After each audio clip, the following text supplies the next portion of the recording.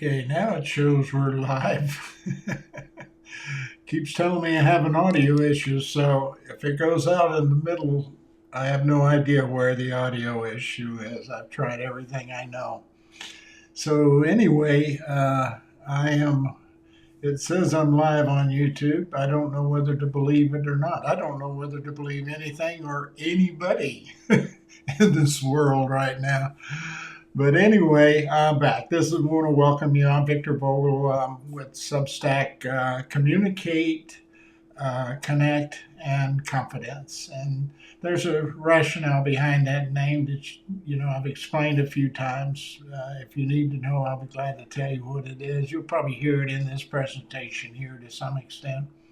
What we do is as we always do, we do a newsletter in the front of the week. What we're dedicated, or I guess I'm the only we're in the organization. I'm dedicated in my latter years of retirement to changing leadership, to changing the whole paradigm of leadership, to start scrubbing it and starting over almost. I just cannot fathom and look at and see where we've gone in the last just 2 years. But we've been heading that way for quite a bit. But this last 2 years has been a phenomenal kind of change to see happen. So that's my dedication. I'm trying to figure out how to do that. One way I think I can do that is to begin to educate people about what I'm doing, what I believe the next paradigm should be for leaders, the importance of interpersonal communication and that, and the fact that we don't have a lot of people who are trained in interpersonal communication. I believe leading to a lot of what we're dealing with, like right now in this country and around the world. It's impacted heavily by technology, negatively impacted heavily by technology, which, of course, is overriding the balance because everybody thinks getting more faster is great. If you get really cruddy stuff faster, it's just getting cruddy stuff faster. It's not helping you. I'm trying to keep my ranting down to a low level of decent language, because I try to make these for the possibility that kids in high school might want to take up the idea that learning how to communicate is going to be beneficial for them in their adulthood and down the road. So anyway, this week's so what I do is every week I do a newsletter that has something that's beneficial, some sort of training that's beneficial for leaders to know, and then on Thursday, like tonight, I take some time if anybody has any questions. And prior to that, just to make sure, because not a lot of people have bought into this at all, and I don't advertise it, and I sure don't know how to get it rolling in mass, and I'm not sure I want to. I'm not sure I could handle hundreds of thousands of people, let alone tens of thousands or millions of people. It's not something I'd want to start doing at my age anyway, is becoming successful again. The thing that I'm trying to do is just get the word out. Hopefully somebody will grab it, take hold of it, and decide that what I'm saying makes sense and help me try to get it on out there to the rest of the people who want to be leaders or the leadership, potential future leadership of the world. So that's it. This is that question and answer session. So if we don't have anybody ask any questions, and I haven't gotten any written questions, and so I don't see anybody on YouTube here, it's basically this podcast, or this, I don't call it a podcast, this course, this class, this session, or whatever you want to call it, is educational. It's not meant to be any kind of an entertaining podcast. Um, it's unlisted, and it's available only under a paid platform on Substack. Substack's a program, a platform that I've found is going to be beneficial for what I'm trying to do anyway.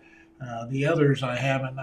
It's not something that I could do on Instagram. I've tried Instagram, LinkedIn, Facebook, Twitter, TikTok, the whole group, and none of them are really conducive to learning and wanting to learn and sharing information in a longer format, and that's what this is. So we're going to talk about poor conflict resolution. Oh, wow. Do you know anybody that is experiencing any conflict right now? If you do, you could type it into the chat thing, and nobody's going to type it in there because there's nobody here. But I will tell you this whole damn country is one big conflict right now. The whole world is one big conflict. And you have to ask yourself why. Why is it, why are we, not only is it a conflict, but it's intensifying. We're going to talk about that. So I'm going to try to stop doing any kind of pre-announcement here, and I'm going to save something for the end that hopefully people will appreciate, but we'll see. And we're going to talk about one of the top 10 pain points that leaders say they have. And I went out and did a little research, and these are the top 10 pain points. We have covered 6 of them now. This is the 7th one, and it's about conflict resolution, the idea that what screws up their leadership and what screws up things for them as a leader, one of those things is not resolving conflicts effectively. Poor conflict resolution. So let's just go ahead and jump over here to the slideshow on this. And let me try to spend a little time talking about what we mean by this. Have you ever seen situations like this? I used to see them in budget sessions. That's where this kind of activity tended to happen. But it could be in a variety of situations between departments, among departments, within departments, between multiple departments in an organization, between people, between husband and wives, children, parents and children, friends, and just conflict is just amazing. It's something that people have not taken the time to learn how to deal with, but it is so prevalent in their lives. It's amazing to me that that's the case, but certainly is the case. So let's talk about it a little bit.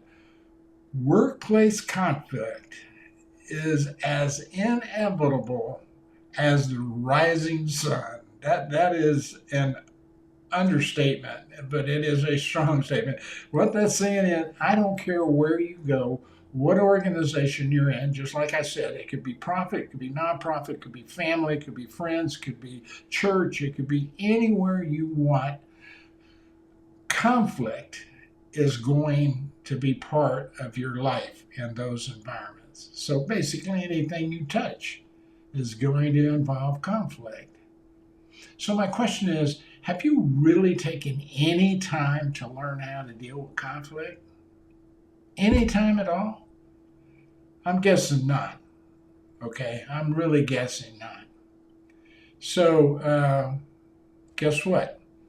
You get about 15, 20, maybe 30 minutes of me helping you understand what you need to do. And that's an introduction to what you need to do to improve your conflict issue, any problems you have with conflict. So the problem to start with is not conflict. It's rather the poor resolution of conflict. conflict or even the resolution of conflict. Some people don't even want to resolve conflict. I don't know if you've keeping up with any kind of activity like, I don't know if there's a little bit of trouble between the government, within the United States government, and the government and the people of the United States. I don't know if you've noticed that, but I watched a hearing. Well, I didn't watch a hearing. I was beginning to watch a hearing before I decided that was useless. And yeah, the problem with that hearing was nobody wanted to resolve crap. Nobody wanted to resolve anything. And that's the trouble with congressional hearings. They're not resolving anything. They think they're getting information, but they're interrogations. Interrogations by necessity are antagonizing. I don't care if you have half that try to support you and half that hate you. And that's what this has turned out to be, because nobody is getting along right now. Hearings are useless. I was going, why would anybody spend that? In fact, that really makes me mad that our congressional people, I don't care what party you're with, are spending any time doing it. Because you basically are showing me how idiotic you are and how you do not have the ability to resolve your conflict. You don't have the ability to resolve it. Okay? So, again, it's not the idea you disagree or that you have conflict.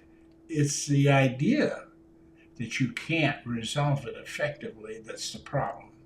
So conflict's viewed through a lot of lenses. Primarily the way it's normally viewed is through fear or through control. And so a common reaction is avoidance, hoping the problem will go away, or authoritarian control, some sort of compliance issue. I'm going to fire you. I'm going to beat you up. Or if you're a bully in the schoolyard, I'm going to threaten you with lawsuits if you don't like what I say or do what I say. I mean, we are rampant with conflict in society, and all of it is aimed at either one of these two ways. Either you're running from it and you just don't want to admit it's there, or you're taking this hard-ass approach to it. Excuse my language. The hard-nosed approach to it. Okay? So that's normally how it's being perceived. And unfortunately, it's how it's being perceived in the government. It's how it's being perceived by corporations and small business owners. And it's how it's being perceived between churches and denominations and between families, between kids and their parents, between kids and themselves, between husbands and wives, and I can go on and on. It's the root of our downfall and disastrous life that we're moving towards right now. And so here we are. What are you doing about it? What are you doing about it is the question. So, failing to resolve conflict inside an organization, I'll speak from a leadership perspective now. That's where I spent 45 years of my life. Failing to resolve conflict is actually eroding the foundation of the organization. And I know this because the vast majority of my consulting career, probably 10 or 15, I'm at 25 years now. Prior to that, I had 35 years trying to hold businesses together. So a large part of my job and leadership was dealing with conflict, a lot of it. But more so, I was brought in to help deal with some sort of conflict, either departments against departments, employees upset with the organization, toxic cultures arrive from this kind of stuff. Just a lot of stuff. Just a lot of stuff. And it now wondered to myself, surely somebody has been dealing with this. And then I find out, yeah, they've literally had consultants in before me. So I really was skeptical about taking a lot of these projects. I did because I thought I could help, and I did help. But there were a couple I just said no to because they had been through 4 or 5 consultants and they still had the same problem. In fact, I called a couple of consultants that work for them up and asked them, what's going on here? And they told me that, they're not going to do it. They're just not, they don't grasp the idea, and they don't want to grasp the idea. And so I've got story after stories that if you decide you ever want to get and become part of this process and join our paid Substack group here, my whole deal is working with folks by talking with them and trying to help them see things and work through ways to gather analysis to validate their thoughts and things like that. So it's how I work. I'm an evidence-based, factual evidence-based consultant is how I like to work. And so I gather a lot of information and make sure we know what we're talking about before we start going down paths. But it is failing to resolve conflict is the biggest barrier to what we're dealing with. It's the biggest barrier we're dealing with right now in our government. They cannot sit down together and have a discussion and have one that resolves the conflict. Not just talk to each other. That's not going to do it, but resolving the conflict because they don't know how.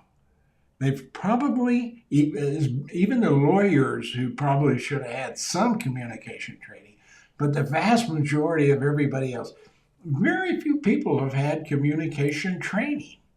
They don't, how to resolve a conflict. They've had some of these courses where you look at it and it's like, you got to identify the conflict.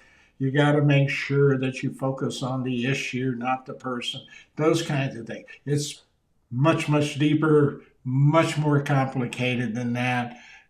That's good. That gets the trainer their money for their half hour, an hour, or 4 hour, or day program, however long it is. But you normally don't go back and put that into action in your company. And data shows only about 18% of the people that get that kind of training go back and actually do something that changes, that makes a change for their employees and makes a change for the organization. There's several reports that you can go dig them up yourself and find them. They're low percentage of success in leadership training. But yeah, we spend $160 billion a year just on leadership training and development in this country. I mean, maybe more now. I think that was like a 2-year ago figure. Could be a lot more now. I don't know. But it doesn't seem to be a good investment. Just looking at it, because you take a look at the other data that says only 30% of our employees are satisfied with the work they're doing and highly engaged with it. The other 70% aren't. And it's been that way for 4 decades, folks. That's been a trend study for 4 decades. So whatever we're doing over here that everybody seems to like and want to continue to do, I think it's the way that executives think they're solving something. They're trying to solve the problem. Most of them don't attend them, by the way. They send people and then they say, you guys go fix it.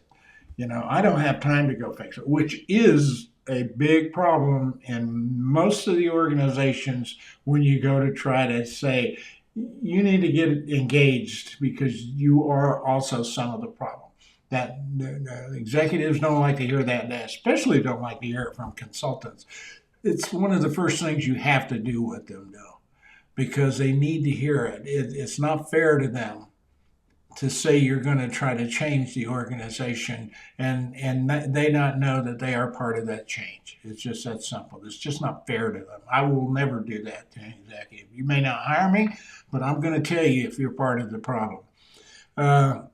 So anyway, failing to resolve conflict is the issue. Now, if you don't resolve the conflict, there's some nasty consequences to that. There's erosion of trust. When conflict's ignored or handled improperly, trust is the casualty. Trust is so tender, so fragile. It only takes very little bit to lose it. It takes a hell of a lot to get it back. And I don't care whether you're talking about personal things that get in your way to destroy your trust, or you're talking about business or organizations or governments. Trust is a massive issue in this world, and it's again something else people really don't spend a lot of time talking about and know about. They don't understand. I know I've had some conversations recently talking to people about these kinds of things where, do you really think we have trust in this country? Do you really think we trust each other? Is that part of your life? As I talk with them, I get a sense they don't know what trust is. They've never really sat down across the counter, had some coffee with their friends, and talked about, why do we trust each other? Why do you trust me? What is it about me you trust? And what is trust? I'm not going to go farther on this right here, because that, after we get done with these 7 pain points, that's my next topic area, because it is amazing what people don't know about trust, and you will be amazed at what really generates trust in people. So I'm going to cover that for leaders, because I'm the kind of consultant, the kind of person who develops leaders. I don't hit on superficial stuff, take my $200 an hour and go away. I'm charging you $500 an hour, and I'm getting deep and I'm getting real with you. And you're going to learn some things that you normally probably didn't hear, because that's how I developed, and it's how I continue to develop others that are pretty successful. Several of them are very successful people. Everybody has their failures, but I really don't see a lot of mine as failures, because they were just taking a different path when we got down to it and really started analyzing it. But trust is a big casualty. And when you have trust go downhill, you can expect the other things that you normally see that are manifest from trust, and that is morale and loyalty tend to disappear. When you have conflict and it's not handled, employees don't feel valued. You don't care about them, and because nothing is changing and nothing is happening to make things better, they become kind of dissatisfied with the organization, and they have reduced innovation then. And so your ideas, people aren't willing to make difficult decisions. They don't want to throw something out there that might be a little, difficult for anyone to understand or accept, because they're afraid that, they're going to get punished for that. The people are going to take that hardcore control-oriented approach to it. And so the other thing is escalation. A lot of times people wait. They see the surface unrest, and they wait, and they just kind of that fear factor I told you about earlier, that's a fight or flight syndrome. That's okay. And it's the idea of whether or not I am going to deal with this conflict situation, or I'm just going to kind of leave it alone. I hope it goes away, which a lot of people do. And consequently, what happens is it doesn't go away. It escalates and it gets worse. And then what you have to do to solve it is so much different and harder than what you would have done had you started solving it when you first become aware of it. So eventually, in an organization, a lot of this begins in a department, or it'll begin with a group of employees who are unsettled and uncomfortable with what they see or what's happening to them. And then they don't get responses from their boss, so they go to other employees and spread it. And this begins to bubble up in your whole organization because most organizations don't tend to have a strong two-way connecting communication program. They have where the information is sent down, and they have their little ways of people telling them what they think other people are saying. But there's not a clear, concise, there's not clear messaging, there's not clear channels, there's not clear processes that can be kept from barriers that keep information that needs to get to executives, and often negative information.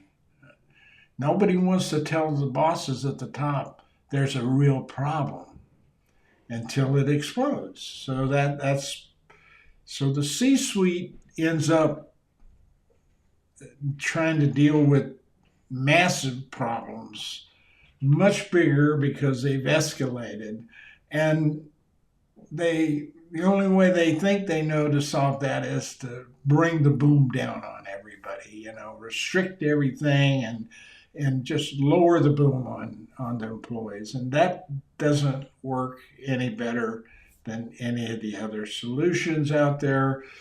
And you end up, again, with massive problems. Then you call Vic and say, we need some help. We need some outside help because people aren't listening to us. They're going and finding other jobs. Help us. And I remember I was telling somebody about the project I had. You get asked questions. Has there ever been one project or any one thing you've ever done that you consider really significant that you're proud of? And that was a major project that I had. And that project began in an a multi-billion-dollar international corporation. And I was asked to come in because there was some unrest in a department, and they were struggling with trying to figure that out. And they came down and they asked me to come in. And I have a rule, particularly if I'm going to deal with just one department, that I don't want that department at the initial onset. I do an assessment, and I want to know. I do several assessments that deal with leadership, team orientation, culture, and communication. And I'm collecting that data to see if I can see where the issues are. And when I'm doing a department inside an organization, I don't just do department. I tell the organization up front, I want to go ahead and announce a full organizational survey, and then it'll be well worth your money. You'll get a lot of good data, and particularly if you haven't done one in quite a while or ever, and that for that matter, in a lot of cases, you'll get a pretty good bit of information that you need to hear and see from that. So it'll be worth your while to buy it. But more importantly, I don't want that one department to think the collection I'm doing is isolated to them. So we do a full organizational assessment. And then out of that, I can see where that department is because we don't narrow it down to individuals, but we narrow it down to organizational structures that we can see where issues are happening in certain. And certainly a lot of what I suspected was happening in this department. So we went to work on that, and there was a couple of things we needed to do out front that were obvious that made it a little easier to go in and do the work we had to do.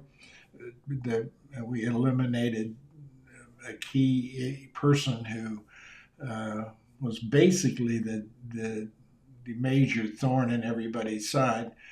But when we came back in and we started talking about all of these issues, these conflicts, these disruptions, and we came at it from this process that I'm explaining to you today, that changed so much. All of a sudden, their turnover just stopped, and the whole attitude of the organization changed. It became less bickering, there was less fighting. It became more what we call collegial or community focused. Everybody wanted to make sure everybody else was doing okay, and they would help each other, and it was just amazing to watch it come together so fast once we got the major issue out of the way. But just the fact that these people were thirsting and hungry for this stuff, they wanted to help so bad, and they just couldn't get the guy to ask for it. So this is going on. And to kind of give you an idea of how organizations work, you can't keep secrets in an organization. And we weren't trying to keep a secret. We were just kind of keeping the information we were doing confined to the people who were in the department. But the word was getting out, and people were seeing how much they enjoyed what they were doing. And they were asking what the hell was going on, at beer and after work area where you go have drinks with your friends from various departments, bitch and moan and groan about what's bad. This time, these people were saying, God, this is fantastic stuff. You guys ought to be doing this. And people were going back to their bosses saying, there's something going on over here. We'd like to take a look at it. The next thing I know, I'm called up to the CEO's office, and he looked at me. He says, "What are you doing down there?" And I said, "Well, we're taking some of the data that we got from this, and we're doing the following things." And I explained how we were doing it and why we were doing it. And he said, "I'm getting people coming back saying they want to do it too." And I'm going, "Well, that's a big project, partner. You're a pretty large international corporation. You're talking about lots of money." He said, "I didn't ask you that." I said, do you have the capacity to do that? Can you do some other departments for me right away? And I went, I can begin to do that. I'm an independent contractor, so I'm contracting with somebody else to do this, but I'll get with him and I'll talk. We did that. And the next thing I know, I'm into a major full corporate transformation, a $300,000 departmental project of change, which, by the way, whenever you sit across from in a C-suite and you're explaining what you're about to do that you were asked to do, and the finance guy's over there saying, I need to know how I'm going to get my money back. And I'm sitting there going, well, here's what we found here and here's what we have here. And it's one of the things that we make sure we want you to get your markers down so that you can see if it's going. If it's not going the right way, we need to change, and you need to be a big part of that. You need to be involved. And so they got excited about that. So getting a finance guy on your side is really important. they, anyway, we got in there, and that project mushroomed into some significant things because they had some plans, and in that planning was they had to improve their image and their focus with their stakeholders and investors. Uh, they were working on selling the organization. They didn't know how to tell the employees they were doing that. And that was part of it too. But they had to build a corporation. They had to build up the image first.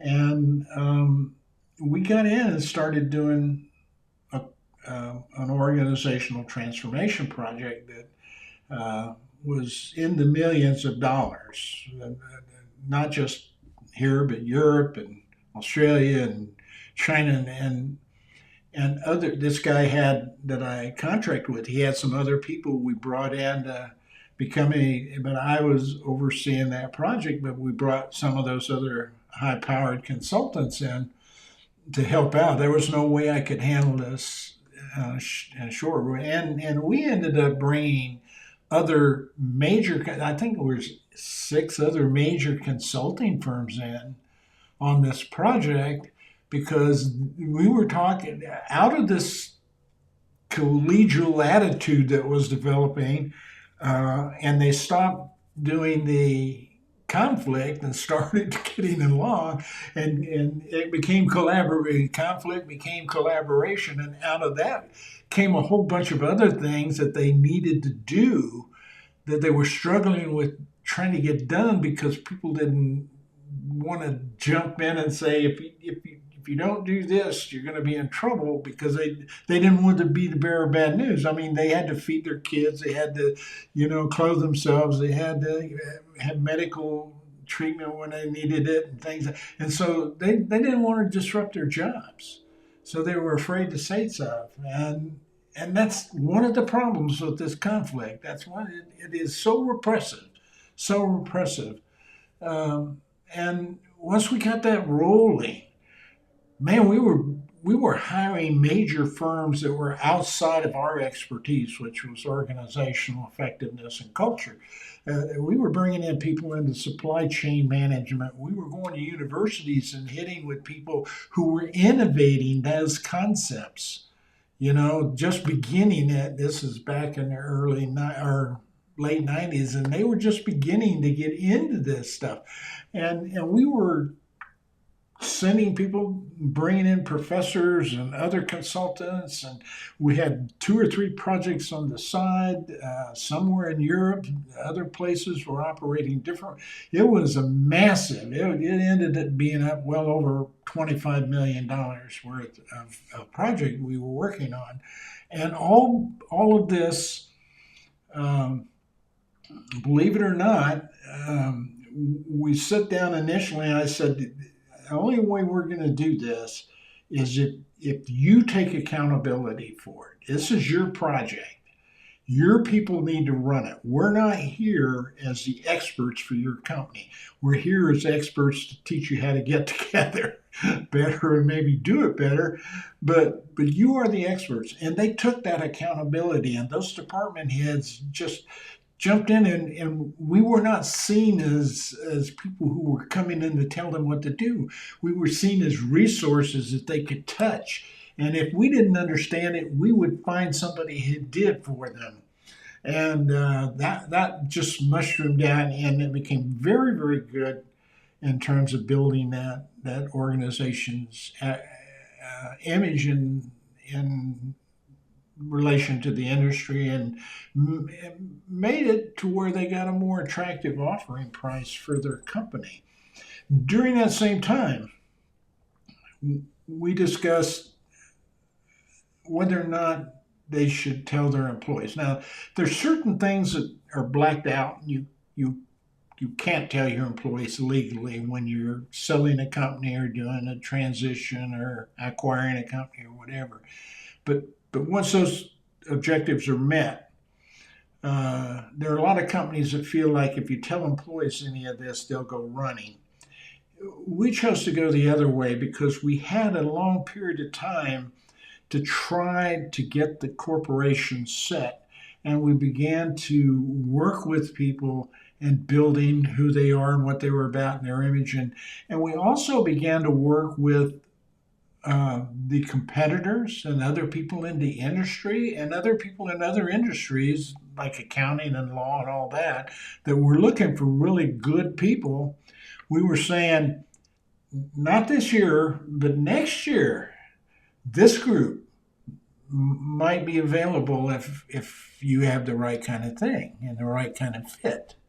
But there's two things there: the money and the benefits and stuff, but also they're learning that a really good culture means a lot.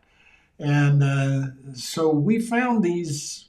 We were talking with people for 2.5 years, transitioning this company and transitioning people. There were a lot of people, and not everybody. Now you're going to have people who were hurt, but not very many compared to most companies I've done this for in the past. This was a very few people that most of them walked away. Many of them walked away. Some of them took jobs with the company that bought the company. Some of them just retired early because they knew what was coming. But we found some of those people positions as consultants and to keep on earning a little income during and getting their pension and all of that. And then we found positions for other companies that were willing to wait for, because we would allow them to leave their current existing company we were looking at and working with and go with the other company periodically, maybe a couple hours a day or a couple hours a week, whatever it was taken, for them to get integrated and trained in the other company. They transitioned out of there, and then, of course, we sat with the board and did, I thought, a fairly good severance package for companies. And those people walked out of the business into that other company, most of the time making what they were making, sometimes making more. Very few times were they earning less, unless they just took something that was different and they wanted to start something new. But most of the time they were making what they were making or more, and they took that severance package and banked it. They walked out of this company today, and the next day at 8 o'clock, they were working for the other company. And we did that for a whole lot of those people. Now, how did that happen? It began because there was conflict. Nobody was dealing with the conflict. We taught them how to deal with the conflict, and we eliminated barriers that prevented that from happening. And then they started talking to each other. They started collaborating. And then the word spread. And then the next thing, that fit a major corporate goal that hadn't even been discussed yet with them. That organization felt like they needed to share with that company, and they began to share it. And when they did, everybody was benefiting from it. They weren't running, they were helping, and they were working to make these programs we were putting together that probably nobody thinks about today, because they fire people. 300,000 damn people on a Twix, on a Twitter, when you could have found them positions out there, when you could have told them this early on and had them working to find different approaches to things. I don't understand it. That's what I don't understand. Where did we lose caring about that person? Because there are solutions. You may not like them. We may have to argue about them. There are solutions. And this is what conflict resolution is about. It's not about winning or losing. It's about winning in the end for everybody. And so, organizations and C-suites, I'm telling you, the difference between what could have been for that company and what happened, that finance guy was very happy in the end. He could validate a return on investment just unbelievably. Um, but it wasn't the finance that was driving it. It was concern for those people those C-suite people had. They all grew up with those people, and they did not want to see them hurt, and they were trying to figure out how to do that, but they were afraid. They didn't want to have that conflict, that discussion. They didn't know how. They didn't know how. So it was pretty fascinating. That was one of my projects that I considered phenomenal. And I was the start of it, but there were so many other great people that were working next to me that did as much or more than I did for that project that were phenomenal. We brought in a lot of people, and they were pretty great. A lot of them are still out there doing good work today. I see them. I watch them on LinkedIn, and I watch them in other places, Facebook, and other places. Uh, but the, but the idea that you wouldn't want to try to do something for your people is pretty phenomenal to me. Anyway, so this is one of the areas. This is one of the costs. But you can see also I just tried to share with you the major benefit that can be gained. So it's not just about losing if you don't do it, it's how much more you can get if you do learn how to resolve conflict. So how do you do that? Well, I'm going to show you through. Let me begin by saying this is just the surface, okay? But these three things are probably as critical and as important as anything in being able to resolve conflict, okay? And the first thing is to practice active listening and empathy first.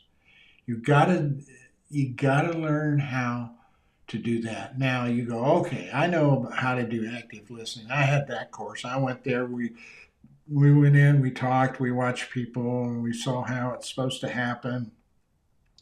And I know that I'm supposed, if they talking to me, I'm supposed to pay attention and watch them. And then if I hear, I need to remember some of the words they say and repeat them back, or I need to ask a question or two, and that will show that I'm actively listening.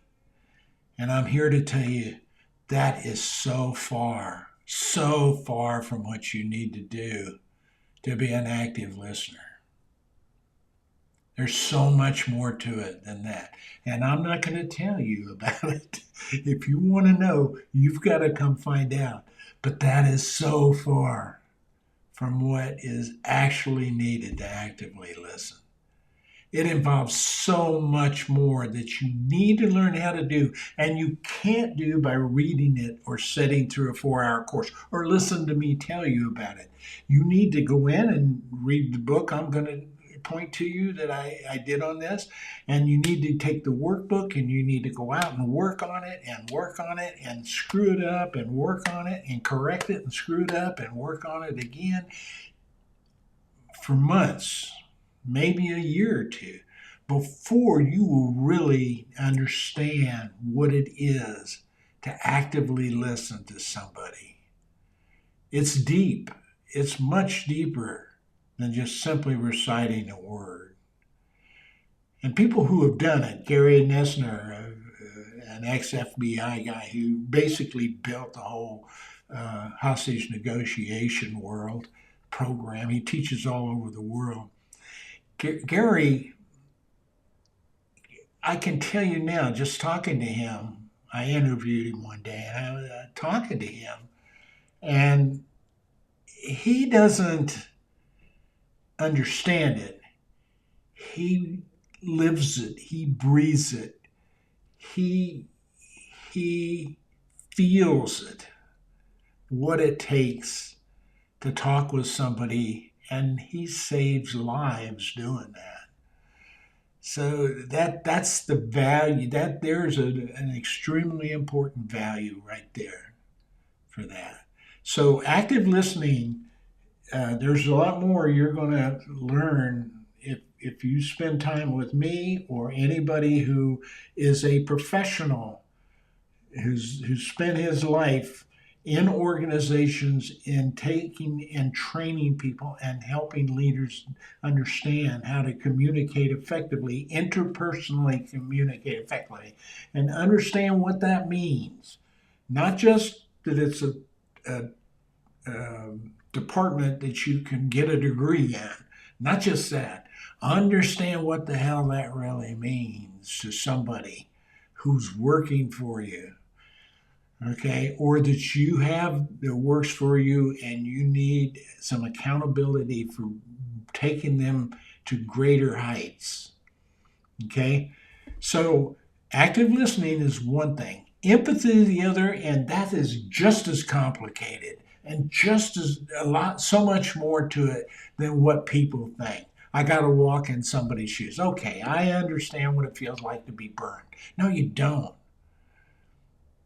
Because you may not, being burned to you may not mean near as much as it does to somebody else. Or I tell people about people who are afraid. There's a few people like my son and potentially my granddaughter and my family. They're allergic to bee stings. So when there's a bee or a wasp flies around, they run away screaming, and people go, "What the hell is that reaction? Why are you doing that? It's just a little bee." So you don't know that person. You don't know what is engaged in their mind and what's going on there. So before you jump in and become judgmental with people, before you get to understand that empathy is much deeper than just walking in somebody's shoes. It's being attuned with them. It's understanding and feeling what they feel. And then if you have the skill sets, you have the capacity to hear that and simultaneously work with them by questioning and things like that can kind of get them where they're going. That's the therapy of it. It is a therapy. And it can be coaching also, because coaching is a means for them to get other people to help themselves. They don't try to implant something in their mind. But I'm saying I think people who will and could afford therapy and should afford therapy should spend the time doing this. It is the one thing that I say in Renaissance Leadership Odyssey, my book on leadership change.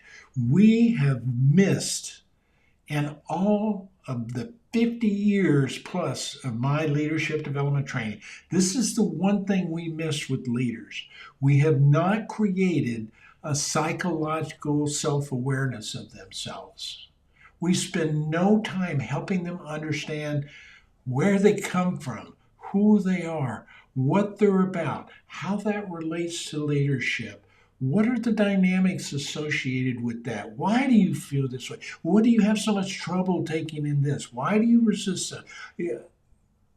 This is things that you should spend 2, 3, 5 years on somebody on early on in their life, so they can really get a sound grasp of who they are before you dump them into a leadership role. And it always astounded me. We would always do that. We'd take the best salesperson and make them a marketing manager. They hated it. The guy hated it. The one I saw happen, he hated it. But it was his only career path to get more money. Why? Why is that the case? Why wouldn't we find another career path for that person and something else over here? Why are you not challenging and asking those questions. But I'm afraid that if I bring that up, I'm going to get fired.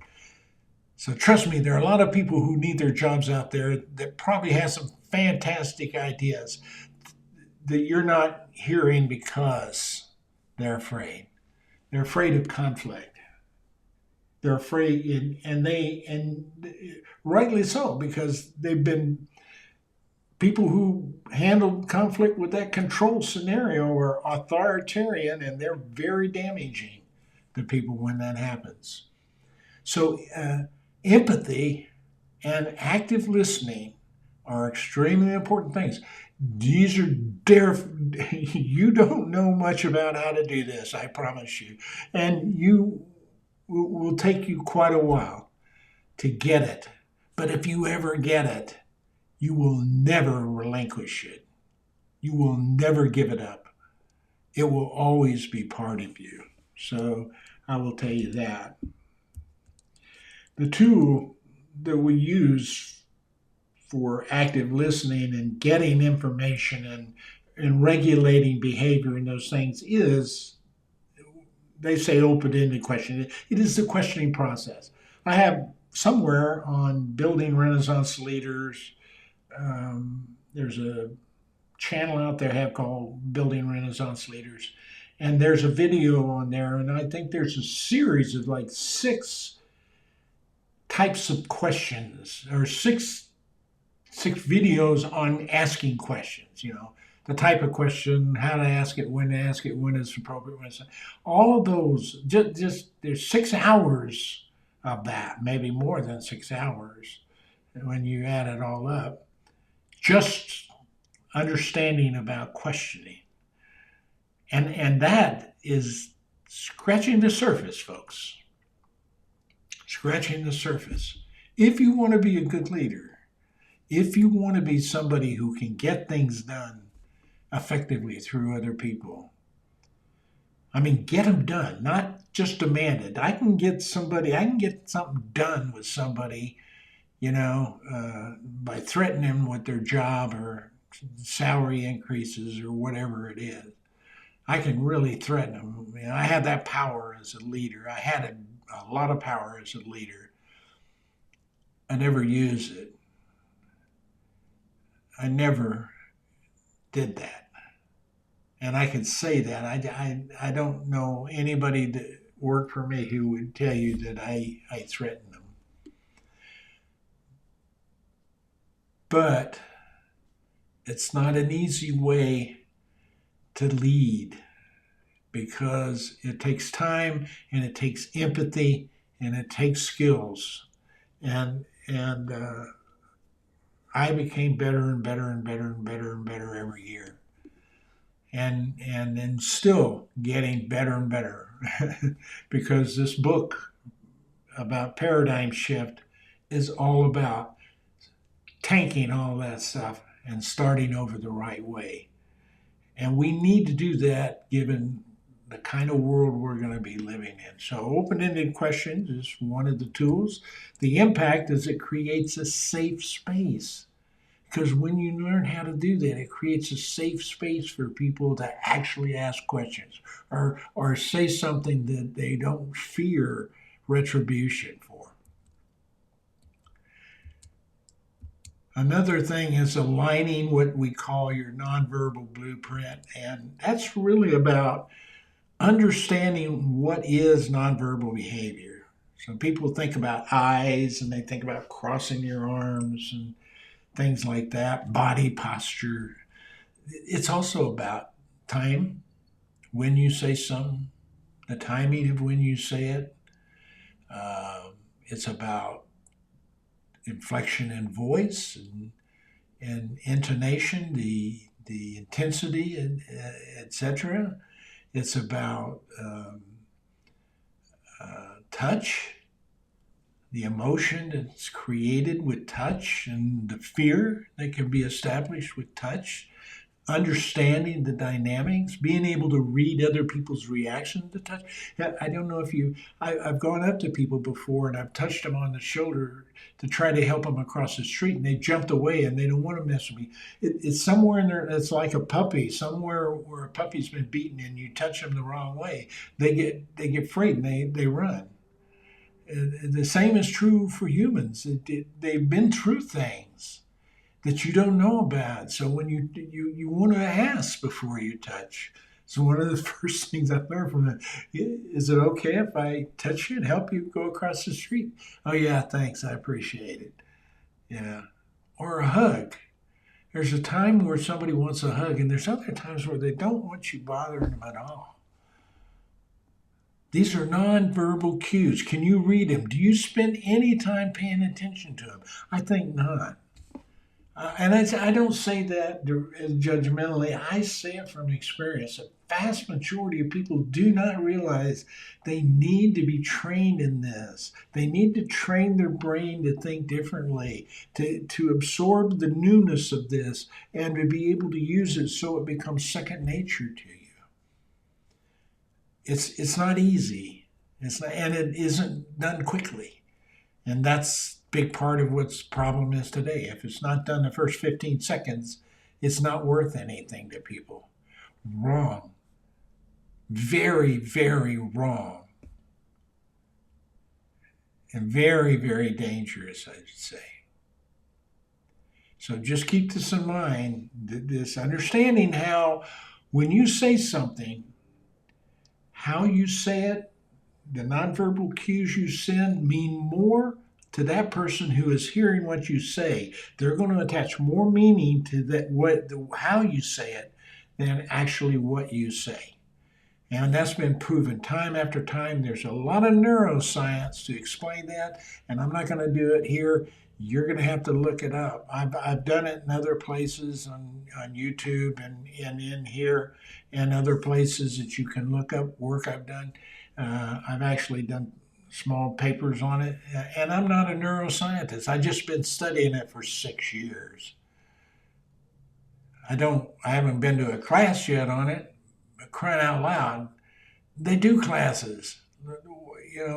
Watch Andrew Huberman's podcast. That's a class. It's an hour and a half graduate class every week.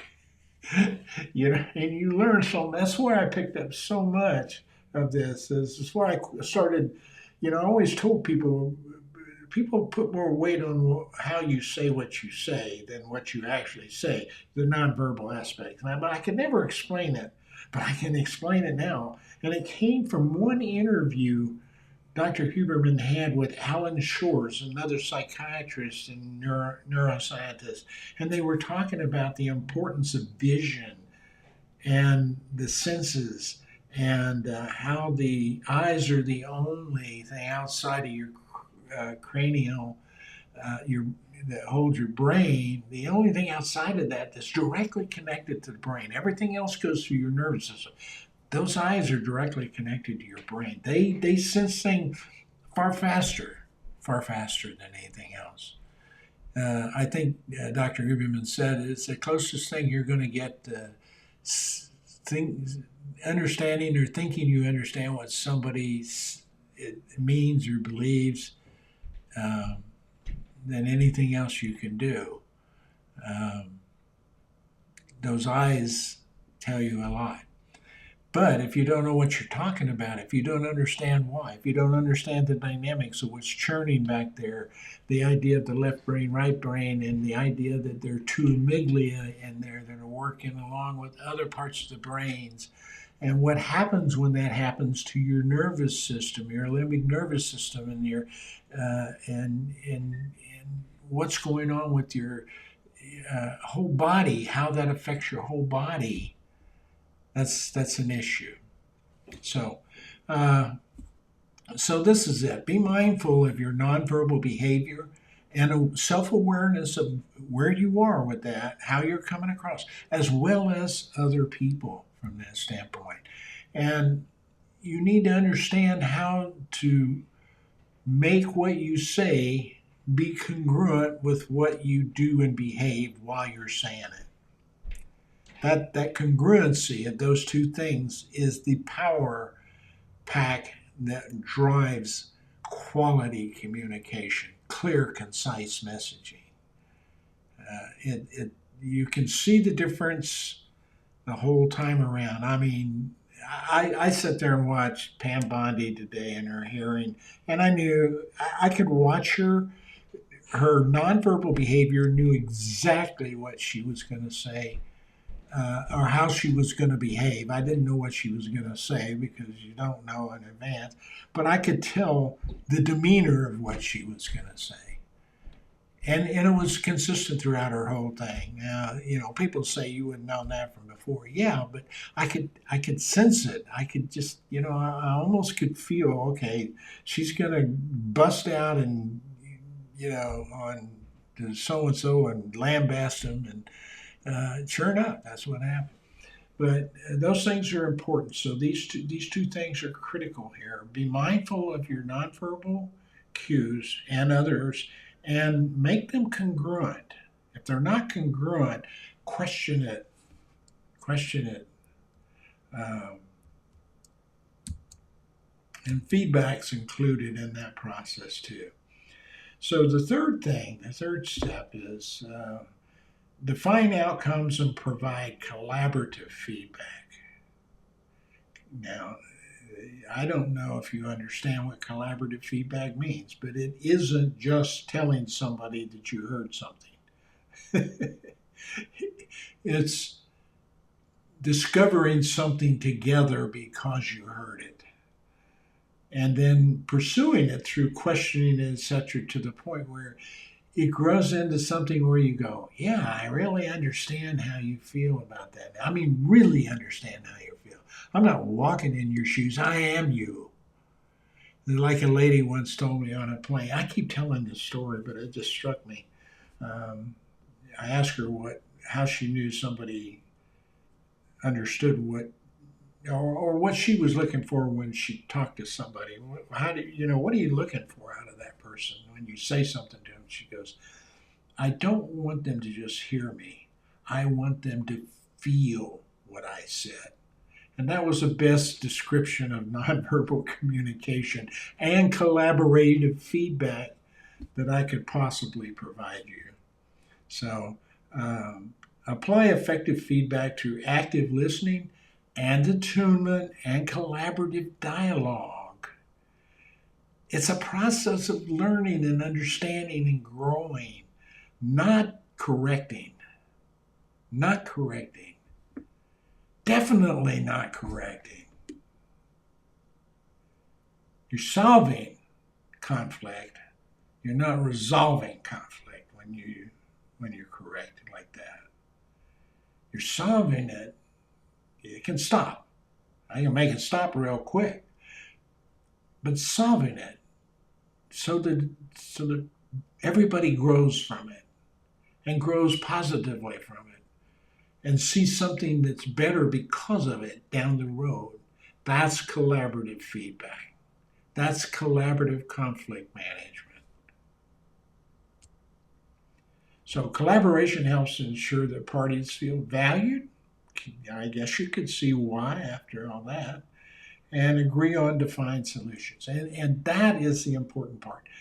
Agree on defined solutions that they both agree on. And I want to be out front right here. I'm in the camp where compromise is crap. Do you have to do it sometimes? I guess somebody feels like you have to, because if you don't, you're not moving fast enough. And I'm saying sometimes you don't need to move that fast. I see compromise as a total lose-lose situation. Everybody loses in the deal. And what they gain is not necessarily seen as better than what they lost. Most of the time it's not. And there's always resentment. There's always animosity in it. There is never a sense of togetherness or a sense of learning newness that goes with compromise. So all those charts and all those nice little quads and everything in the middle, and it's okay. Compromises okay. No, it's not. It's not what you want. It's what you settle for. And if that's what you got to do, I guess that's what you got to do. That's your choice. I don't like settling for compromise. I just don't like it. And I don't encourage you to do it. I encourage you to learn this stuff so that you're not settling, so that you are collaboratively resolving conflict.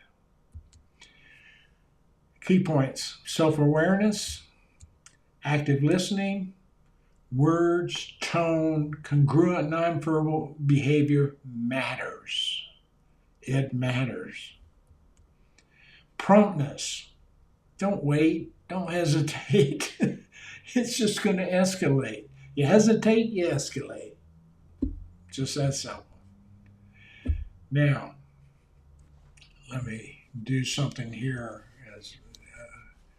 Tried to figure out how to do this earlier, but I'm not smart enough to figure it out. I'm sure somebody will tell me how to do this down the road here.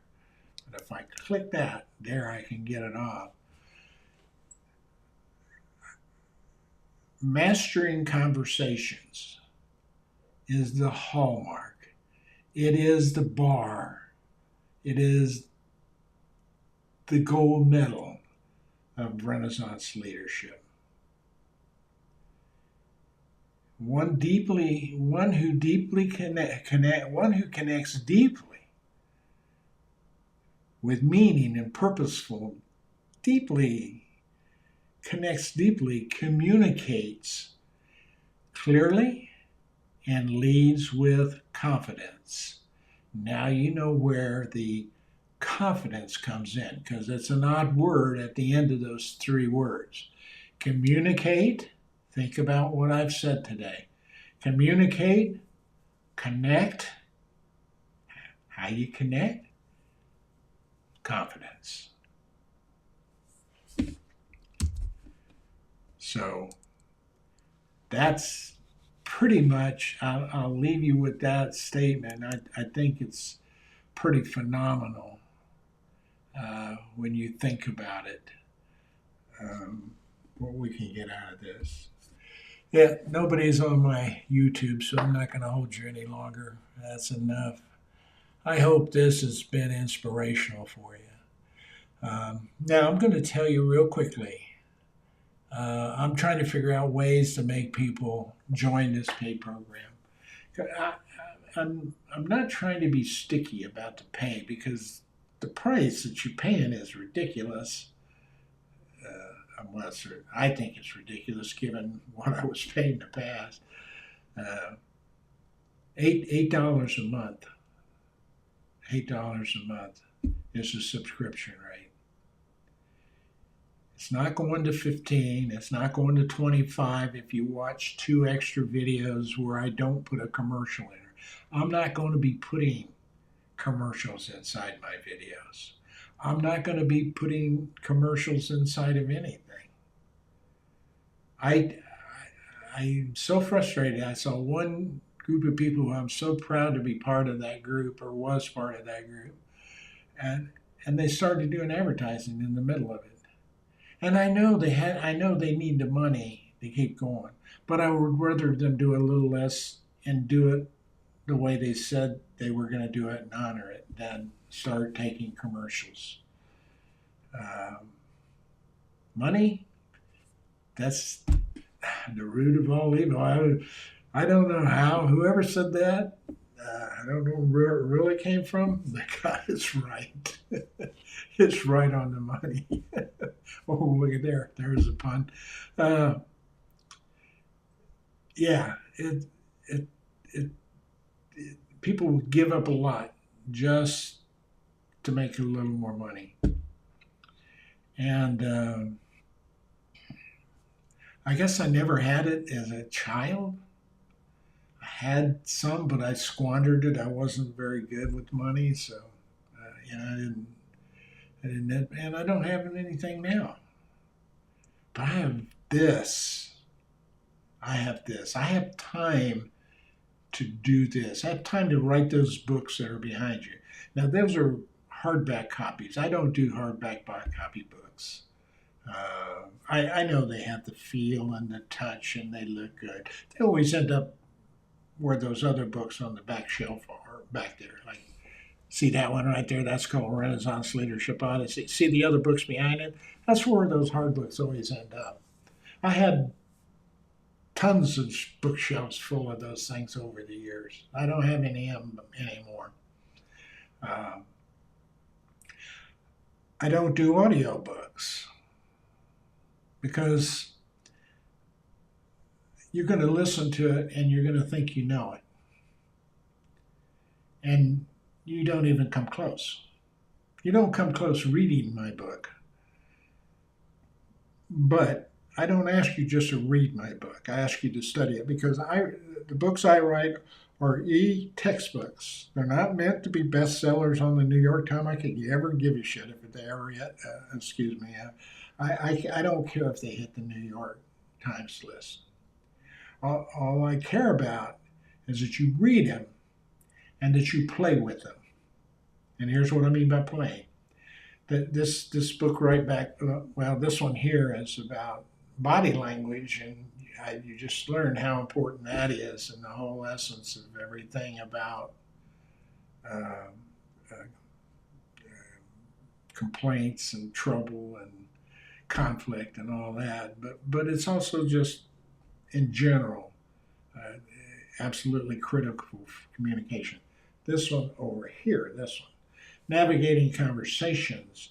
The subtitle of that book is Where Emotional Intelligence Intersects with the Mastery of Communication, the mastering of the processes of communication, what's actually going on when two people talk to each other, how to make those work for you, and the importance that emotional intelligence plays. Emotional intelligence is the interpersonal part of communication. Interpersonal communication is, said in another way, is emotional intelligence communication. And there are 3 pillars that I discuss in that Renaissance Leadership book that all of this rests on. If you don't master these 3 pillars, you may make a lot of money, you may be other things, but you're not going to be a significant leader in the future. And because every one of the leaders that I know that were significant have these characteristics. I just never put them together before until this last 5 years. Knowing yourself, your psychological self, knowing who you are, who you're about, confident in who you are, comfortable in who you are. Living in your skin is living in your own skin and being comfortable with it was how one of my mentors explained it to me. The other one is the ability to interface effectively with other people. This is the heart of emotional intelligence. It's what it is all about. And it doesn't happen unless you are able to understand yourself well enough to help understand other people. So those are hand in hand right there. You can see how they interface. Now, so how do you get to know somebody else? How do you even get to know yourself? I mean, what would you judge yourself against if you didn't do it with external forces outside of you? That's the interpersonal communication. That's the communication side of it. I call it interpersonal, but that's the communication processes and how they work, and being fluent and comfortable with them and understanding them, and how, the congruency of nonverbal communication, feedback, active listening, the looping process to clarify when you're designing a message clarity is absolutely critical. And what do you consider? What do you need to consider when you're creating a clear message you want somebody to hear and understand? What is that all about? I have a 4-minute primer. It's on Actually, it's on the first video I did of this, so you would see it on there. But it's also on that free channel over on YouTube. Now, the videos that I'm doing on this are not free over in, you won't be able to see them unless you become a paid member. So there aren't a whole bunch of people hearing this really good stuff I'm telling you now. That's what I'm saying. I don't think I want thousands and millions of people, because I'm not thinking I can handle that many people. You know, I think over time, if I get enough, a few people interested, that's fine. I want no one taking any of my stuff and trying to make it go viral. I want people taking it and working with people and helping them understand how to be much better, how to be better human beings, how to be better communicators, and how to be better leaders. That's what I care about. That's what these books are for. They're not for going viral. They're not for trying to make large sums of money. It'd be great if they did. I could use it, trust me. My age, probably never going to accomplish or see what I always wanted to do. But I am getting through to people. Some people I'm getting through to. And I love that. That means more to me than any number of billion-dollar yachts. I care about floating on the ocean in a yacht. I mean, I like it. I like the ocean. I get seasick, but I like taking the pills and being out there on the ocean. I like traveling to see the world. I like watching somebody go, aha, I get it. Just about more than any of that other stuff. Okay. All right, I'll let you go. It's, wow, an hour and 24 minutes on this one. This was an important one. It's really too bad a whole bunch of people aren't going to see it. So if you do see it, share it. Get some people coming over here. I want people to have to earn this. I don't want them to just have it, because then they'll just quickly discard it. It doesn't mean anything to them if they don't sacrifice something for it. And I'm only asking them to sacrifice $8. That's amazing to me that the world isn't even interested in improving your ability to communicate. And it's the number one thing people say is a problem. You have a good day. Thanks for watching. Thanks for listening.